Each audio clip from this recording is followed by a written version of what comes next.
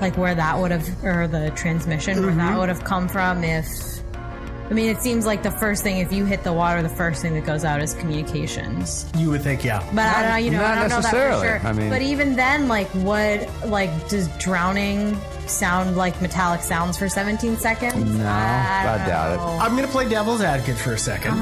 Okay, let's say that this is the correct theory, that he crashed into the ocean, whether it be inverted or not, and instead of crashing head first, he skips across the water like a stone.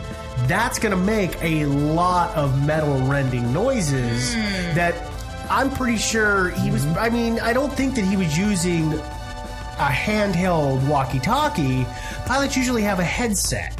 So it may have been that it was picking up those noises of like the wings and the body getting mangled I guess as they the bounce only other around. question, right, is that, like, okay, you invert your plane, you realize what's going on, you hit the water the first time, right? You've got an open mic that's transmitting your metallic sounds, right? What are you saying as the pilot? A lot of bad words. A lot of horrible, right? Like, Well, I maybe- hit the water. This bloody plane is like upside down. Yeah. Oh my God! Like, I'm gonna die Oh, here. crikey. Like, there's Yeah. definitely at least one, right? Like, it doesn't There's a matter. lot of expletives that would Perhaps. And maybe he's like one of those people who goes quiet, but you say something, right? You say, oh, it's not a play. And then you like hit the water the first time. If you've got 17 seconds of open mic time of transmission, you say something at least once when you realize you're going to die. if he was conscious.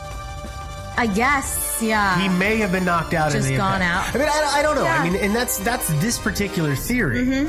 There's more theories. Yeah. Well, let me run a theory by you guys. So somebody said that the metallic sounding sounds were actually sounds that could have been caused by somebody fingering a mic, basically. Somebody tapping the somebody mic. keying the mic, tapping the mic.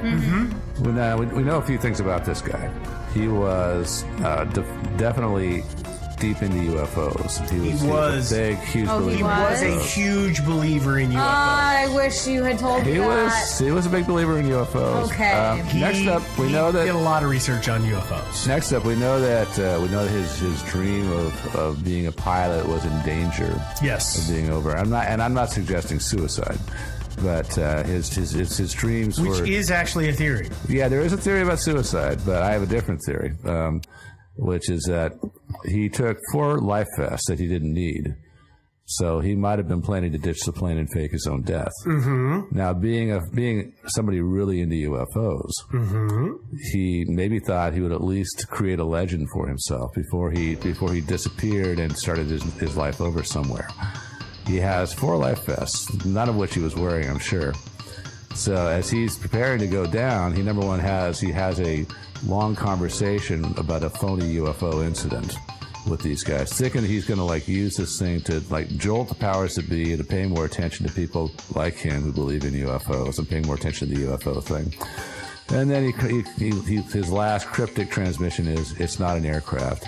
And then there's nothing but noises. At this point, what he's doing is he's putting on a life vest as he prepares to ditch.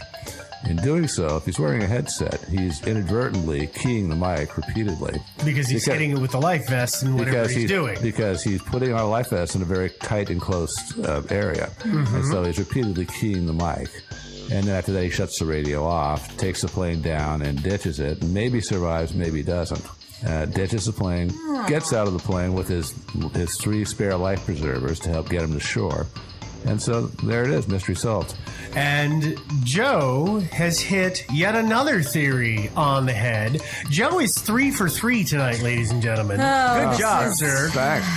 That is a theory, is that he realized that what he wanted to do in life was in danger and he was probably going to go to jail. Well, no, He wanted to get out of it. The variant that I heard on it was that he actually turned it around and never even flew out over the water. He actually flew to another airport somewhere inland and landed. This was in 78, right? Yes. We had radars and stuff, right? Yes. Was he not on the radar? He was on radar over the strait. But yeah, it's But wait, here's the thing. He topped off the tank before he crossed the strait. The fuel capacity on that particular plane would have allowed him, from the point that he was last in contact, he could have flown another 800 kilometers. Okay, but did he disappear from Yes, the radar?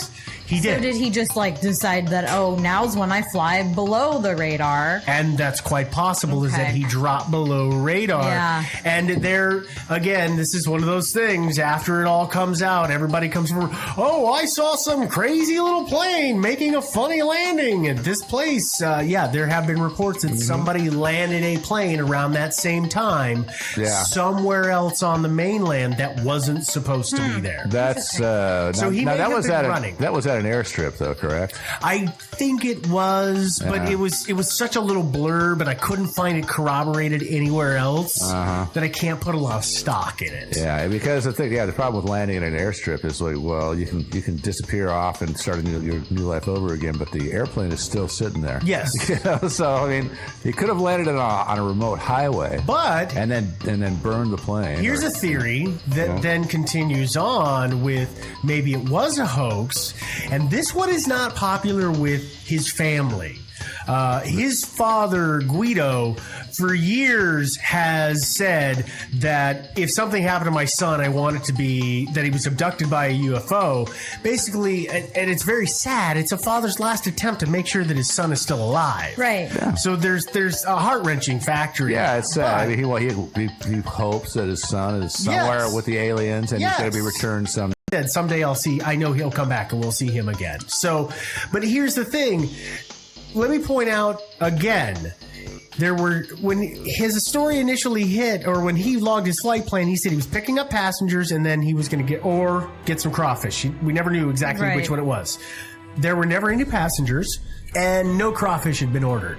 So the whole story of why he made this flight is kind of soft. Sure. There's been people who have said, well, it's quite possible he was running drugs. And it's quite possible that he was in trouble with the people that he was running drugs with and that he was trying to escape. And that goes along with the theory that Joe put up, which is that he was ditching the plane to get away and start his life over, whether it be to get away from whoever or for whatever reason. There's also the theory that if this story of somebody seeing a Cessna landing on some remote landing strip is true, it may have been that he did this as a gag, lands with his drug contacts, something goes wrong, and he disappears because they make people disappear, and they go, well, we got a plane here, we got to get rid of that too. Let's throw that in the car crusher. So there's a possibility that could have happened as well. I feel like those are both pretty good theories. Yeah, although the only problem I have with that particular theory is that he does this as a gag, and then turns around and flies off to make the drug rendezvous somewhere. After just big time putting himself on the radar and attracting a lot of attention to himself, then he goes off to meet his buddies, and transact the drug thing. It's like, that's not low profile behavior, really. Well, people don't always make the best decisions. This is true. Again, this is a theory that his family does not like. They get very upset, understandably. Yeah. And actually, when this comes out. There's really, there really isn't any evidence, is there, that he was involved in drugs? There's no evidence to support it whatsoever. It's just yet another theory. We've grabbed this point and this point that we've got, and let's link them up, which is a lot of what this story's theories are so far. The final one, which again Joe touched on, was it may have been suicide. He may have decided that I can't be a pilot, and I can't be a commercial pilot, and I can't be in the RAAF, and I'm done. I quit. There's no behavior to support that. He seemed like a happy guy. Nothing indicated to anybody that that's what was going on with him, but it's possible. The thing that you kind of always see with people who really want to kill themselves is I feel like they're usually really happy. Why? They appear often. The people who are really going to go through with it, why would they be sad anymore? Because they know they're going to go kill themselves. Yeah, there's an end is in sight, and we know we're happily going towards it. That's very true. So, it's a possibility. Or they're really good at pretending or whatever. They hide it really well. Mm-hmm. So I don't know. That may be a... And I don't know either. But that's the end of the theories that we have. Huh. It's aliens, it's pilot error, or it's a hoax. And there's variants on every one of those, and we have no idea which one it is and probably never will. Well, not necessarily. And this guy, if he's still alive, and I'm sure he is, because he and his 4 PFDs probably made it to shore Tasmania or Bear Island or wherever the hell he went. And he's probably alive somewhere, and he's probably shortly going to be listening to this podcast. Yeah, he may very well. And he might just decide, what the hell? Yeah, I'm gonna come out. I'm gonna come out of the closet. That could happen. And by the way, you are totally welcome to be on our show. We'll do a follow-up interview. Yeah, we'll do a follow-up. We love follow-up interviews. But you have to get in contact with us. Yes, you do, because we can't find you. No. Yeah. Nobody else has. No. Well, that's all I've got on this story. Anybody else got any little bits or pieces you wanna proffer on this? No, I'm happy with this. I think there are a lot of really great There's a lot theories. a lot of gray area. Yeah, they all have a big question mark after them. I Yeah. don't think any of them are sound enough by themselves that you can say, it was definitely probably that one, Yeah. which I like. Yeah. No, that's Yeah. good. That's good. Yeah. But I think I would like to ask this question. I don't know if you know this or not. So he tells the people at the airport when he leaves, he's going to The be tower, picking yeah, people in up, Melbourne. which is not true. He tells his girlfriend that he's picking up crayfish. Now, I presume that he told her that because she wanted to come along for the ride. Or he's told her that he was going to be hauling back a whole lot of crayfish, and there would be no room, and the plane would weigh too much. It's funny that you ask that. I found one source that is completely unsubstantiated that said that his girlfriend had been with him on every flight that he had taken. The entire 150 hours of flight time that he had logged, she had been in the passenger seat with him, and that she was not in the plane in this particular instance. And there is, again, I don't know where this came from. It was on something I found. It was just, again, an itty bitty blurb that I could never find anywhere else and never substantiate.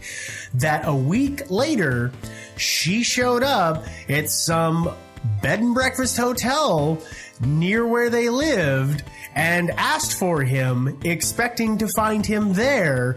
And when the proprietor of the establishment was like, no, we don't have anybody by that name here, but I think I know that from the news. And she was visibly distraught and very upset, and then she left, and that's the end of it. So it I don't know, where were you going with this? Because it made it out as if she expected him to be there as normal. I have a new theory now. Yeah, no, new You know theory. those girls who are that kind of girlfriend who won't let you do anything that you want to do, and you just want out so bad, but you don't know how to, you don't want to hurt their feelings. So you or they stage your own say- death? Yeah, I've done that many times. Yeah. I think that's what happened. He was just like, I gotta get away So from it this is a girl. hoax, but it was to get away from the crazy girlfriend hoax. We've got to. That's a. He was like, good no, one. okay, listen, I'm going to fake all of this UFO stuff. It's going to be awesome. You're going to hear about it all in the news. And then you come meet me in the bed and breakfast next to our house. I'll be hiding out there under this fake name. But, I'll give them my real name too, so you can ask for that. That's fine, because... So Viper 6. Yeah. So just ask for Viper 6. Just ask for Viper 6. And she shows up, and he's like, got away with it clean this time. Yeah, maybe. Well, ladies and gentlemen, if you have any theories of your own, please feel free to let us know. You can always go ahead and just send us an email with your theories, your thoughts, your concerns, complaints, or any other insights that you might have. That email that you can get a hold of us at is thinkingsidewayspodcast@gmail.com. And as always, some of the links, because as always, we can't put them all up because that's the internet. It's all of the internet, and I can't host it all on our website. But you can find some of these links on our website. That website is, of course, thinkingsidewayspodcast.com. And with that, we're going to go ahead and sign this one off. And ladies and gentlemen, we will talk to you next week.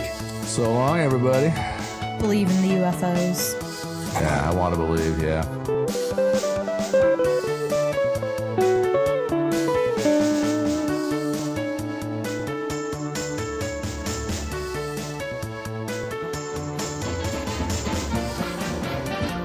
Thinking Sideways. I don't understand. Does not compute. You never know. Insufficient data to formulate a reply. What? Stories of things we simply don't know the answer to. Hi, everybody. Welcome to Thinking Sideways. I'm Steve. As always, I'm joined by my co-hosts. Devin. And Joe. And once again, we're going to look into kind of a big mystery. And we're going to solve it. Yeah, I don't know about that. But we've gotten a lot of listener requests for this particular story, and we finally gave in. We're going to do it. We've also gotten a lot of listener requests for longer shows, so just keep in mind, this is what you asked for. Yeah. It is going to be a long one because, ladies and gentlemen, what we're going to talk about today is we're going to talk about the Voynich manuscript. Dun dun dun. And a lot of people have probably heard of the manuscript, but we're gonna go through all of the details, and you're gonna be really surprised at how much there is. To give it a basic overview, the Voynich manuscript is a book which is written in an unknown language, and it's full of illustrations. Or maybe a known language, but We don't know what it is. an unknown alphabet. That's possible. That's possible. Sorry. That's okay. Or Let's maybe start. a strange code. Could be a Yeah, strange cipher. code. Let's start with the history and talk about the book first. Probably the simplest place to start. Probably the beginning, the best place. Usually. Okay, the book itself, it's called the Voynich manuscript because it was purchased by a man named Wilfrid Voynich in 1912. But it's been around for several hundred years, and we know some of the history, or people guess at some of the history, and I'll just dive right into the history. Yeah. Somewhere between 1600 to 1610, it's believed that the book was owned by the Holy Roman Emperor Rudolph II. And this would, by the way, be well over 100 years after it was created. Well, according to the theories of the age of creation, yes. So Yeah. this is a partial history. So this has passed through a lot of famous hands. It has. Yeah. From there, it left Emperor Rudolph II's hand and was owned theoretically by his imperial distiller, a man by the name of Jacobus Tepensk, which Yeah. is an easy name to say. Super easy. Yeah. It ends in a CZ, so I think. I nailed that. Yeah. Between 1630 to 1645, they think that a German Bohemian alchemist named George Baresch owned it. 1645 to 1665, it's believed that it was owned by Johannes Marcus Marci of Kronland. Yeah, wherever that is. Yeah, and I tried to figure that That out. might actually be a store, not a country. Yeah. I went to the local Kronland. Yeah. Yeah. He actually, it was, I read about this. He was friends with George Baresch, and when Baresch died, he willed the book to Marci of Kronland. the Oh, store. okay. Yeah, and apparently he was friends with Mr. Kircher. And Baresch had actually been in correspondence with Kircher because he thought that Kircher had the smarts to actually decipher or break this code. Oh, you're right. I remember reading that. Yeah. Wait, who's Kircher? He was a very bright guy. Anyway, but so he actually hand copied sections of the book and wrote to Athanasius Kircher twice with these, and asking him for his input. Kircher wanted the book itself so he could look at it, and Baresch was never willing to do that. But then when he died, he willed it to his friend Johannes Marci and of Kronland, the store. And he willed to him, who almost immediately gave it to Kircher. To Kircher, because he felt like Kircher was the only guy who'd be able to make heads or tails out of it. Okay, that explains the gaps that I couldn't Yeah. quite pin down. So Kircher, wound up with it. I guess it was destiny. Yeah, destiny. Yeah. For the next couple of centuries, we're talking 250 plus years, we don't know where it was. It's believed that the Jesuits had it and that they moved it around Europe from place to place. Why or how is unknown. Well, they're pretty good at keeping records. Yes. At saying, we don't know if this is important or not, but it looks like it might be, so we're going to just We'll just hang on to it. Yeah. I'll just put it in the back corner. Yeah. That's one of the things I can imagine myself just rooting around in my basement, 2 boxes, and like, oh, well, there it is. I mean, you wouldn't believe it. I was down in my basement the other day, this last weekend, doing a little house cleaning and going through stuff, and I found stuff I'd totally forgotten I ever owned. And, yeah, it's like, oh wow, It's the joy of having a basement. Oh yeah. Let's see from there.